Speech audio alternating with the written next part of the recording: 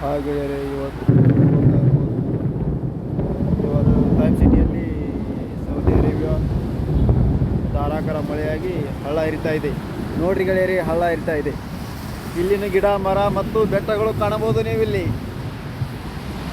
ಇಲ್ಲಿನ ಉತ್ತರ ಕರ್ನಾಟಕ ಸಿಸ್ಟಮದಲ್ಲಿ ಮರಗಳು ಕಾಣಬಹುದು. ಅತಿ ಹೆಚ್ಚಾಗಿ ಮರವಿಲ್ಲ, ಆದರೆ ತೋಡಿ ಜಾಲಿ ಮರ ಮತ್ತು ಎಕ್ಕೆ ಮರ ಮತ್ತು ಬೇವಿನ ಮರ ಕೂಡ ಇದೆ. ಇದು ಮರಗಳು ಇದ್ದಿದ್ದ ಕಾರಣದಿಂದ ಧಾರಾಕಾರ ಮಳೆಯಾಗಿದೆ ಇವತ್ತು ಗೆಳೆಯರೆ. ನೋಡ್ರಿ, ನೀರು ಹರಿತಾ ಇದೆ.